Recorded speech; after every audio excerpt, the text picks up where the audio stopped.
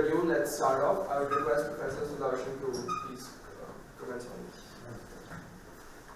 Thank you. I'm not an expert or a scholar on this particular subject of citizenship, but I think this is something that we need to talk about currently and right now in the post-Citizenship Amendment Act scenario. But before I do that, I want to read the lines of a lyric of Pink Floyd, which I thought is apt. The lyric is "Hey you." Many of you may have heard the song. Hey you out there in the cold, getting lonely, getting old. Can you feel me? Hey you standing in the aisles with itchy feet and fading smiles. Can you feel me? Hey you, don't help them to bury the light. Don't give in witut a fight. Hey you out there on your own, sitting naked by the phone, would you touch me? Hey you with your ear against a wall, waiting for someone to call out, would you touch me? Hey you, would you help me carry the stone? Open your heart, I'm coming home. But it was only fantasy. The wall was too high, as you can see. No matter how he tried, he could not break free, and the worms ate into his brain. Hey, you out there on the road, always doing what you're told, can you help me? Hey, you out there beyond the wall, breaking bottles in the hall, can you help me? Hey, you don't tell me there's no hope at all. Together we stand, divided we fall. Now you see, this is a Pink Floyd song, but I think it's sort of, strikes you at what it is, the times in which we are living in. It's a kind of caution about creeping fascism. If you think about the words of the song, and I think that we are witnessing a kind of a spirit in the country where people think that something very precious and important is being lost or sacrificed or robbed of people, right? So the idea really is, if you think of why is there a state, the general idea is, yes, the state is there to, preserve peace, make sure that the lives of people is not nasty, brutish, and short, and whether it's that it's a kind of a social contract between the people and an institution that has a role. So in other words, you define the role for the state, and the rest of it is all people, right? So constitutions and liberal democracies and so on have put people first. Usually constitutions begin with the phrase "we the people," and the whole notion of constitutionalism is to limit the powers of the state. That's what constitution means. What are the limits on what the state can do? And therefore, associated with that is the notion that people living in a particular territory, which, for various reasons, after the Westphalia Treaty, we got the idea of a nation state. People are divided up into, which was not the case before, but somehow, in one spurt of nationalism, ethnicity, and sense of belonging or attachment, nation states were carved up. So the idea of the nation and therefore the state within the nation arises. But in all of this, anyway, the primacy of people has always been there. But now we are facing a situation where, so when the Indian Constitution was being drafted, again, the understanding was the Constitution, in fact, one of the defenses of having a very, very long Constitution, is that, you need that because you need to specify in great and administrative details what is it that the state can do and cannot do, right? So if you had a very brief constitution that was very terse, many things would be left to interpretation, and there would be an aggrandizing tendency on the part of the executive to accumulate more powers, and therefore we had this very detailed constitution, and the idea of the primacy of the people in the constitution is evident in that before citizenship, a number of articles in our constitution apply to all people, all persons, as the constitution says, not just citizens. Some rights, fundamental rights in part 3, apply to citizens, so-called, but Article 14, which is the right to equality, or Article 21, the right to life and liberty, are applicable to all persons. So it's important that there is these very important rights, equality and life and liberty, are made applicable to all persons. Other rights, freedom of speech, association, and so on, which have later on, after the First Amendment, a number of restrictions placed on them, apply to citizens. And then the Constituent Assembly also had to grapple with and discuss the notion of who is a citizen of India. So the obvious thing, of course, is in most countries in the world, it's if you're born in a territory, and that's all that ascriptively you need to say. That I was born here, therefore I'm entitled to citizenship. Right? And that's been the general norm. So if you go back to the origins of the word and the Athenian city-state, that was it. We were born there, except that the Athenian city-state excluded slaves who couldn't be citizens. It's doubtful whether they considered women to be citizens or whether women to be persons, but the Athenian citizen taking part in the agora in an exercise of democratic governance is a man born in Athens, not in Sparta or Crete. So that's the fundamental idea. So we had that idea in our constitution. That's one way of getting the citizenship. But in terms of the backdrop to the Citizenship Amendment Act, which we are agitated about now, what happened? You get a problem once you get partition. There are people who are living in this territory who consider themselves citizens of, the larger grouping, if you like. We didn't, I don't suppose people developed a notion of, whether in Baroda or Mysore or Hyderabad or Kashmir, where you had the princely kingdoms, they were subjects, because the monarch, the king, the Maharaja was king, and he had subjects, and he himself had been subjugated to the paramountcy of the British Raj.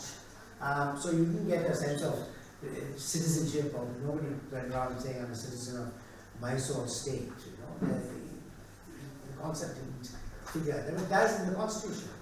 But the problem really is that once you had this fundamental cleavage between Hindus and Muslims, which is the basis for partition, some people believing that they are naturally two different countries and peoples, the Muslims and the Hindus. You had a difficulty, right? So, but still, in the Constituent Assembly, which was being drafted during the partition, the idea was, now what are we to do? This is inevitable. This has happened. We could have theories about why it happened. Why did Mountbatten advance the date of the British departure, and so on. Nonetheless, millions of people were moving from one country to the other, feeling insecure in the one location and hoping to find greater security in another location. And so you had this whole stream of people, millions coming across from what is now West Punjab into Indian territory, East Punjab. And likewise in Bengal, you had a flow of people, and all this was happening. And so the government of the day said anyone who comes to India seeking citizenship from these two sides because of creation of Pakistan welcome and would be given citizenship. I mean, automatically when they arrived. And there's also a wonderful book by Ornit on how India became democratic, which is a great tribute to the diligence with which the Secretariat of the Constituent Assembly worked on ensuring that these refugees who came and were located in Delhi, Faridabad, Nilokeri, and places like that also get registered in the electoral roll and get the right to vote. So it was a very great conscientious effort to do that. But midway in 1948, there was this phenomenon where people left, Muslims left and went to Pakistan and decided, no, this is not what. They went in search of security and some stability, and they found none, and they would want to come back. Now, there was a very practical problem, because what the government had been doing was the Hindus and Sikhs, mainly coming from the West, were housed in homes that had been abandoned by the Muslims when they went away. And so you see this part of this part of the country is important. I mean, Panipat, Sonipat, and so on. They left and went, and there were, the arriving Hindus were housed in their homes, and suddenly many of them wanted to come back.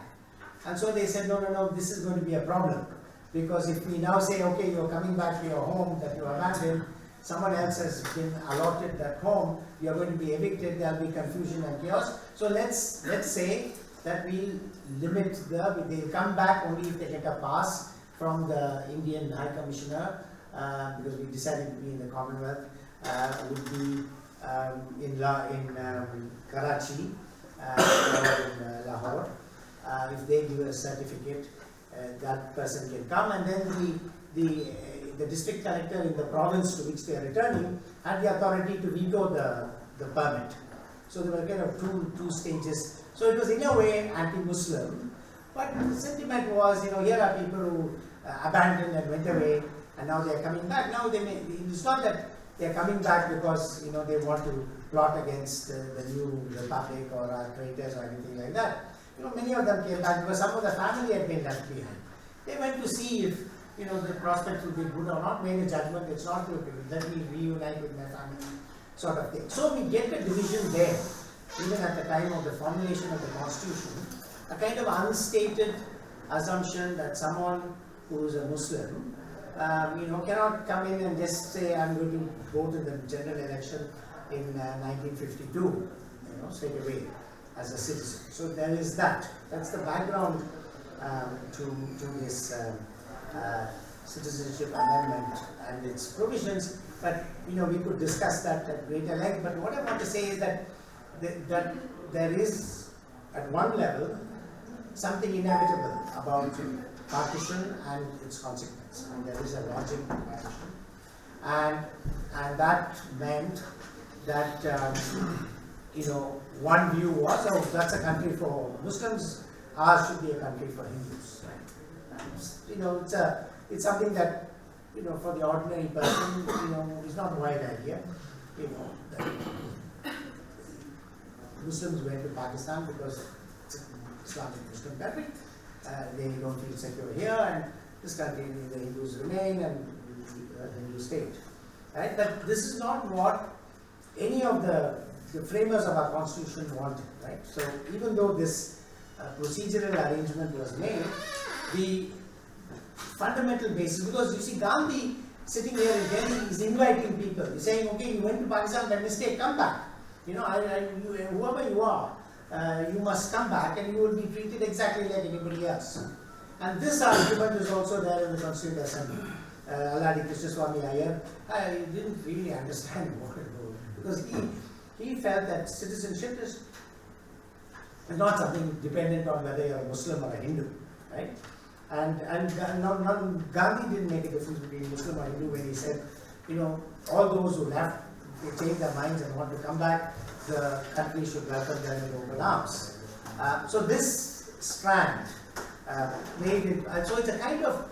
So it's a very. So it is secular in one sense. It's secular in a very Indian sense.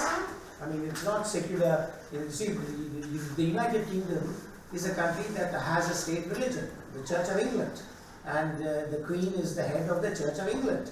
But all people, you know, in the United Kingdom, citizens of the United Kingdom, citizens of the Commonwealth, I could vote in a UK general election because I come from a Commonwealth country. Right? And it didn't matter that the established church and the state-recognized church was the Church of England. Nonetheless, everyone could follow whatever religion or way of life they wanted. That's one kind of secularism. Or you have the American kind, which is a wall between established religion and the state. The state should not give any quarter to any established religion. And you have the French version, which is a kind of, which has a history of anti-papal, anti-Catholic things. So laicite, no, nothing to do with religion, nothing at all. Whereas our thing is to say, no, we embrace all religions. The state will play a part in, you know, in reforming practices within a religion.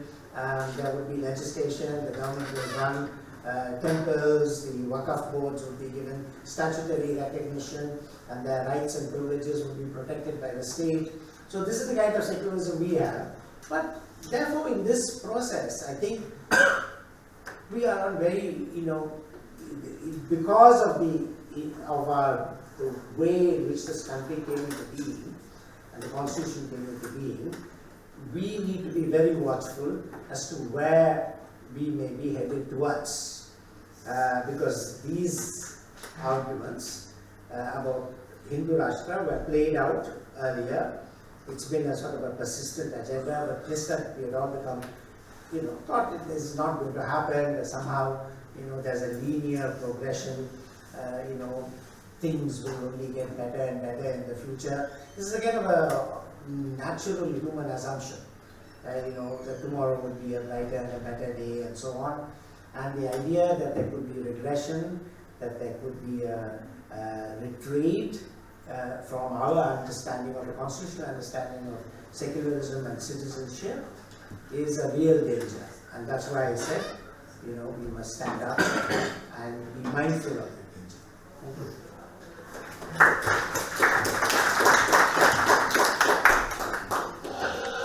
Thank you, Professor. Now I request Professor Kilraj, Dr. Kilraj to.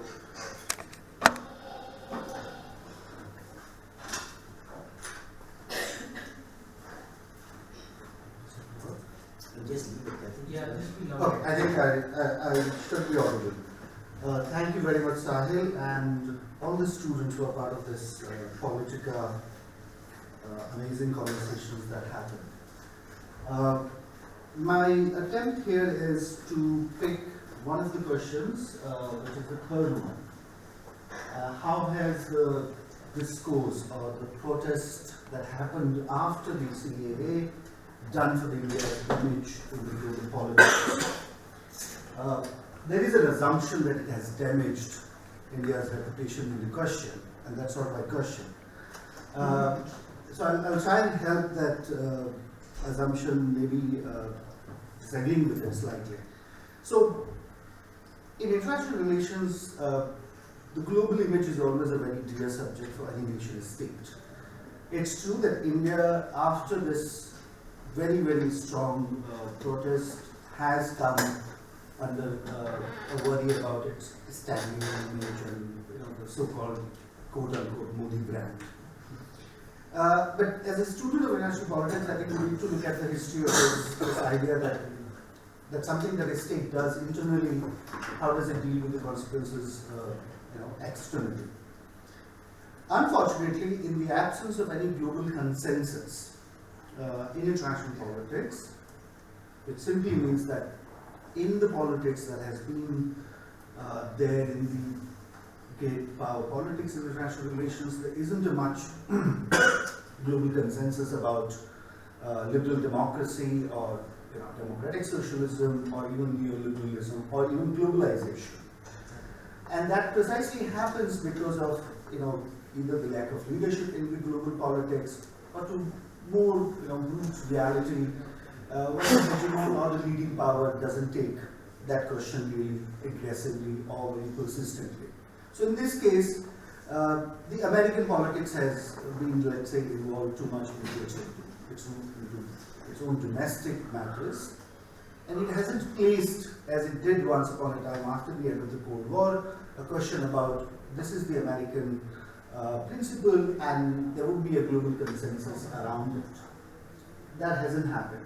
And that's why, if you look at this question and say, has it damaged India's reputation from the point of view of nation states? Really not.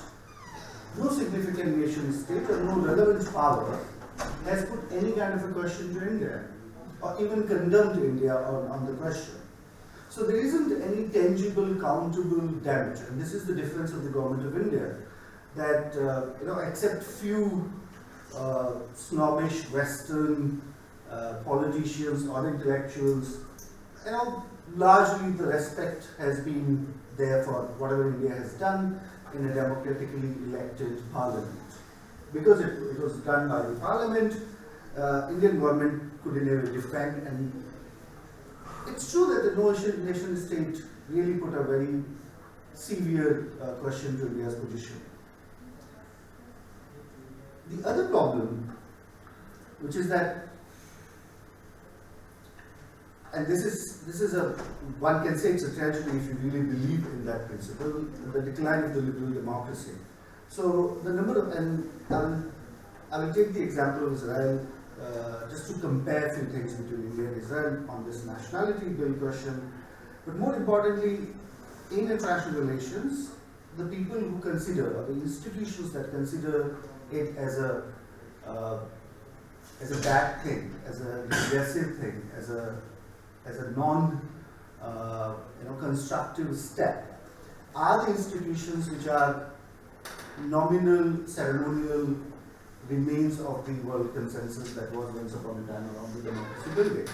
So you have United Nations, which would, let's say, talk on a greater role of democratization, and they believe that any citizenship which is based on religion is not going to help that process, because then it's going to be a more, as Sudarshan said, a question of who does the state entitle. It won't be an individual choice anymore. Nobody can travel through places and opt for alternatives. The doors will not be open anymore. And Indian democracy was institutionally perceived globally as a great, remarkable case where even when the partition was the religion-based idea, India chose not to define its membership of its people through religion. So it's only damaging from the point of view of those institutions which are not relevant much in the greater power politics, but they are very important in terms of what was once upon a time a line of evolution that the nation states agreed largely. The case of Israel is very important here, because if you look at the question and look at Israel, Israel thinks it's a good thing, because Israel defines itself as a Jewish state. There are two important informations on this. When Israel was established in 1948, it was defined even then a Jewish state. So in the declaration that came out from 1948, and Israel never had constitution. Very convenient but very complex process that they couldn't really agree upon. So Israel has been working with a set of basic laws, and none of the basic laws define the idea of the citizenship de facto on the basis of Jewishness. But last year, in the year 2019, the conservative, right-wing, religiously influenced politics and government of Israel decided to do it on paper. That the notion that was there from the beginning, that Israel is a Jewish state, should now be in the law. So it became international news because a lot of people considered that it was a notion that was important enough for the symbol of the Israeli state, but at least the state will also be true to its democratic essentials. And it's interesting that now, in the case of Israel, the first and foremost citizenship that's given is to the Jewish identity. And all other members, whether they are Palestinian Arabs, whether they are Jews, who are very important people in that part of the world, or Christians who are Arabs, they will not be part of the same set of rights. They will not have the same set of protection or the equality in the legislature. And why this is important? Last year when this bill was passed in Israel, a lot of organizations in India, and these are usually organizations which are social and spiritual, very obscure but very significant. And they put up WhatsApp pictures. I tried to read one, but I just couldn't find one. But if you do the Google image, you will find a lot of images where a lot of these organizations who usually have not much idea of what Israel is, but because Israel defined itself Jewish state, they tweeted or they put WhatsApp images of congratulating the people of Israel for doing this. And these were all Shubhkamna message, that it's brave of Israel to do it like this, and we wish they will do the same, without any let's say, shame about it or any worry to criticism about it. So that alignment is extremely important to understand. And to me personally, that happens when the people change. And I think this is an important question in international politics at the moment. What happens to the long-held ideas like liberal democracies suddenly? I don't think it's a sudden process. Just look at the example of India. So there is a political leadership in the 50s that decides to take Indian political system to a particular way. They don't depend on the larger public consensus. Indian society was very undemocratic and hierarchical, and it remains so. But the political leaders, you can say political elites of the time, had a larger understanding of what should be the direction, and they took the Indian society along. In fact, when Nehru and others found problems in the traditions, largely Hindu traditions like dowry and untouchability, one of the alarming cabinet decision was to do it arbitrarily from the top, and a lot of political scientists said, well, these are not democratic processes. You will really have a top-down approach, and it will never change the society. And Nehru could say that, well, I cannot sit in a drawing room waiting for the Indian society to change. So these are the fundamentals that will be imposed. Whether they are top-down or bottom-up, it's irrelevant at the moment. And now, the political leaders and the political elite largely don't have that conviction in the liberal democracy. So, as Sudarshan pointed out, the Hindu Rashtra thesis is not a sudden uprising. I mean, it was there, it was deeply debated in the 50s, even 40s. But somehow the leadership that succeeded politically and democratically, had this larger conviction that they are not going this way. Now, the leadership that succeeds democratically and in the established procedure doesn't believe in it. And that shouldn't surprise the people. That I think the idea of the nation changes when the people change. And I think maybe some sociologists and cultural analysts like Ashish Nandi or Shiv Vishwanathan will help us. Why do people and societies go under tremendous revival of their ideas? And that's something I think is an important point here. That when one looks at the Israeli case and the fan club of Israel in India, the fan club is not the Modi and Amit Shah and the defense ministry or Ajit Doval. The fan club are the people who don't even know who the Jews are. They might confuse them as Muslims, But they believe that this is something that we should be like. It's fascinating and it's disturbing. I mean, it depends at what level you take it. So, I think this is something that's very important here, which brings me to my last point. If the decline or the regression of the liberal democracy globally and nationally in India's case is happening, then I think what it demands now, if it needs to be saved, a greater faith of the people in it. Because if you really look at it as a broad stroke, the political class in India once upon a time went the other way. Today, the political class, and we need to give credit to this political class for the fact that they went through the democratically established procedures. So yes, even if it's disturbing, it should be acceptable that there is something fundamentally changing among the Indian people, that they are choosing a political class that takes them to this direction. Maybe unknowingly at the moment, not knowingly, not fully being party to this move. But that's happening. Which brings to the point that in case of saving liberal democracies, it needs a greater faith of the people. And also it demands a greater struggle from them. If it remains only to the few elite in defining and redefining the political culture of the place, then we are at the mercy of any coincidental leadership that we might have upon ourselves. So maybe that's open to more questions and suggestions, but I thank you once again for this opportunity.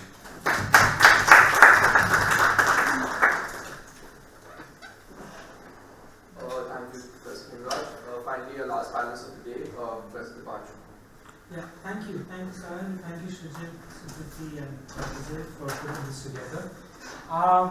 Let me start with a little bit to give you a context that the discussion is largely situated around a post Constitutional Amendment Act scenario.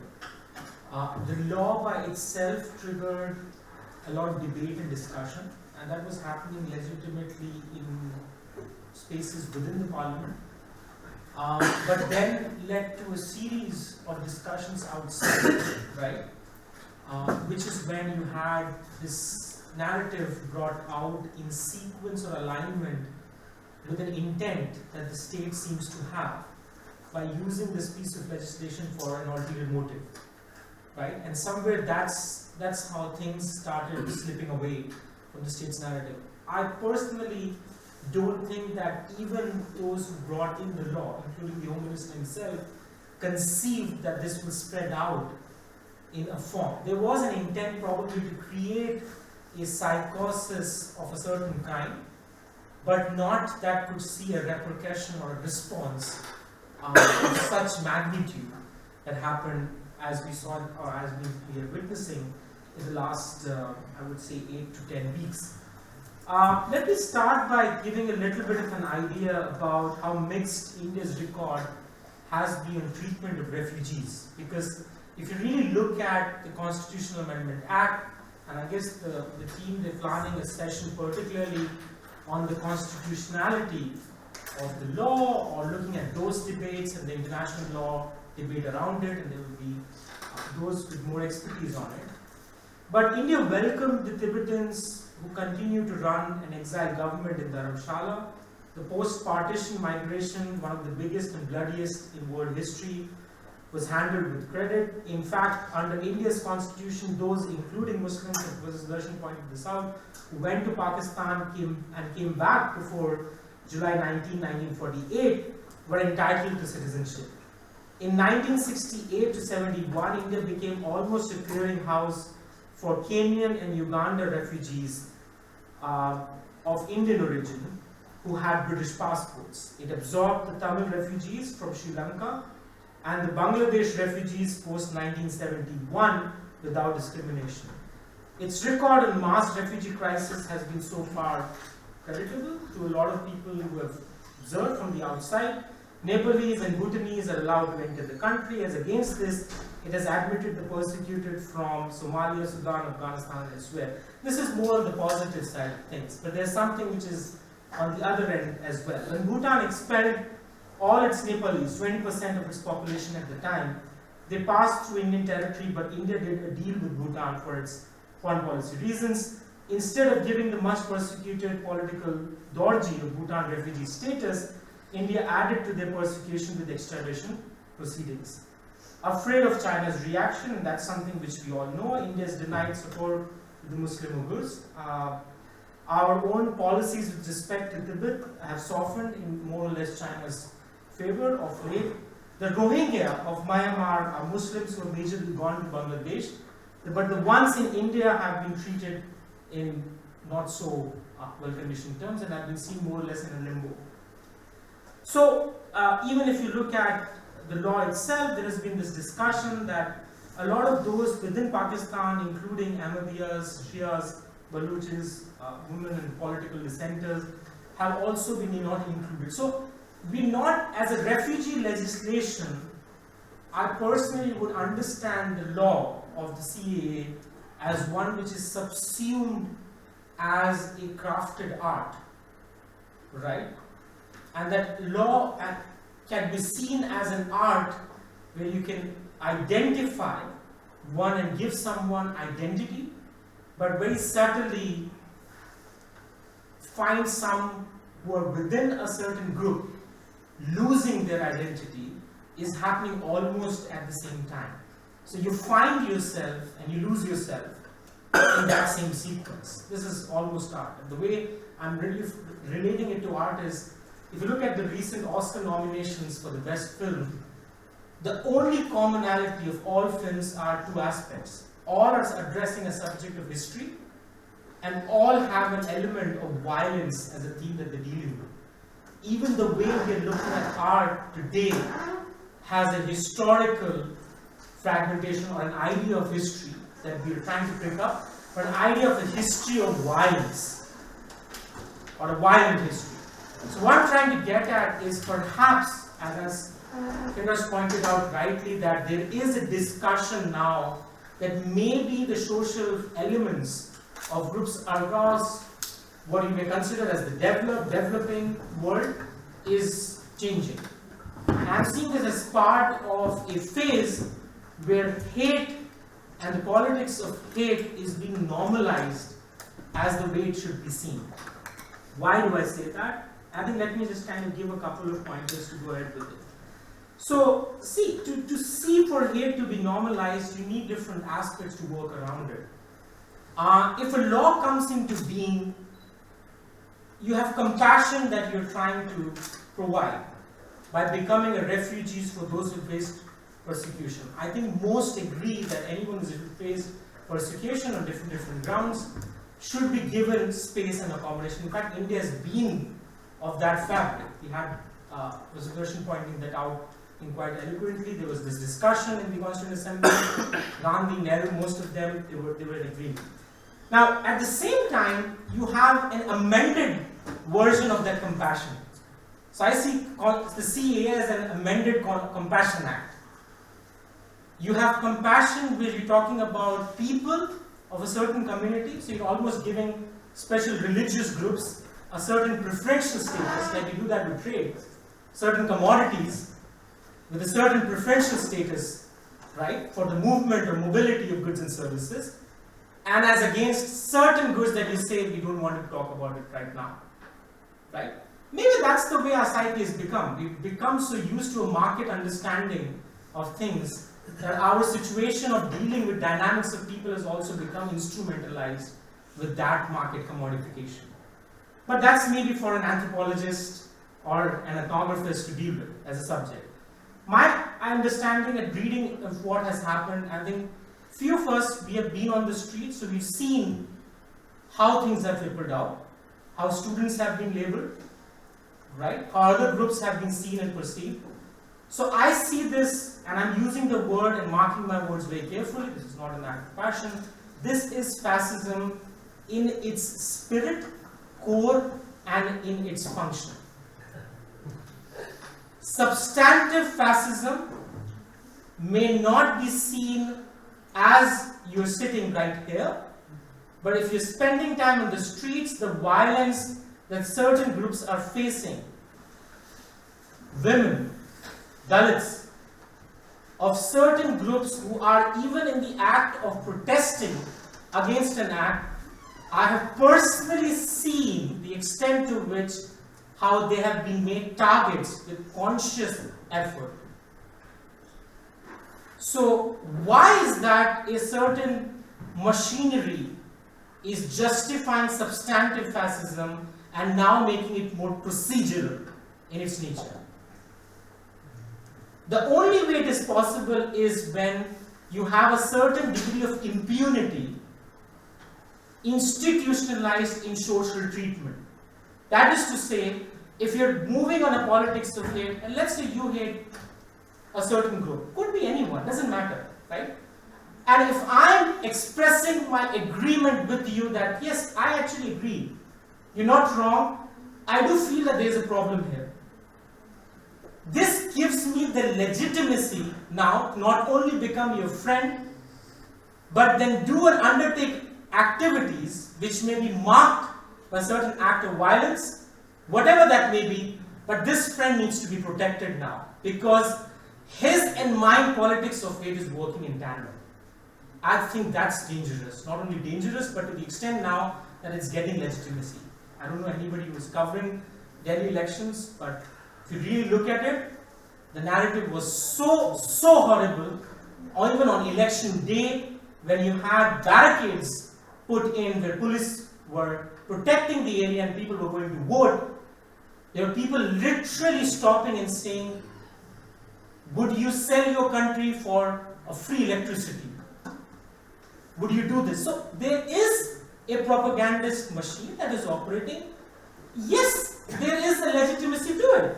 I mean, of course, you have an electoral base of people, but I seriously doubt, and that's where my disagreement would be with Kitraj, is that I don't think just because you have a legitimacy of a certain government or political order, you can use that to justify certain actions which is demarcative of structural changes in social behavior. I think that's something which my understanding is not that the voter voted only for matters that we are celebrating what you're doing. But now maybe it's an understanding, listen, if you have to survive, you have to align those thoughts of hatred and move in tandem for that, because I can only enjoy impunity in that way. So why is politics of hate? There are four elements to it. The first is, there's a cynicism that is coming up from the top leadership. You have leadership calling certain groups names, very clearly labeling them and saying, this is not going to happen, right?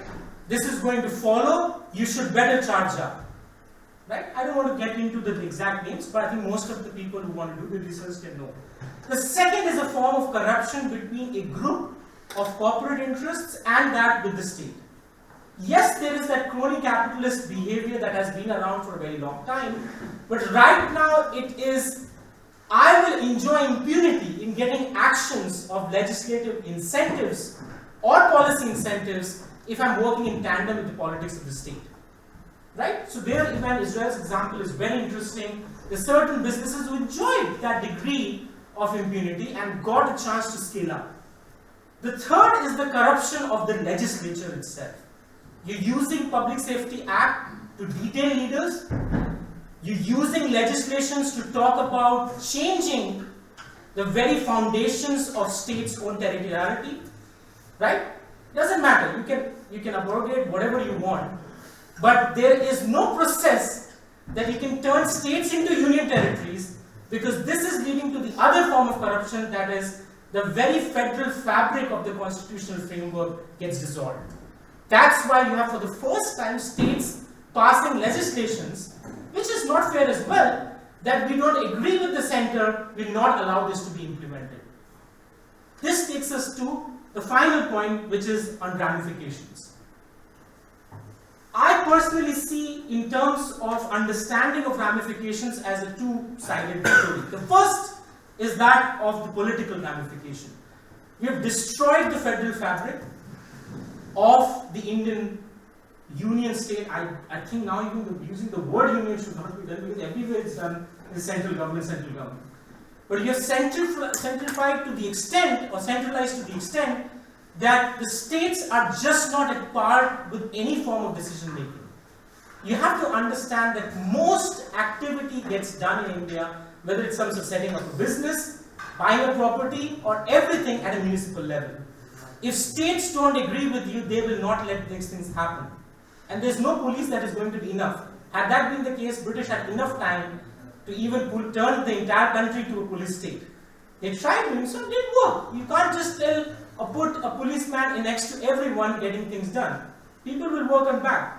The last point on the economic factor, and I think that's even more just for those who are looking at doing any form of reasonable analysis, is the growing level of mistrust between state and citizens.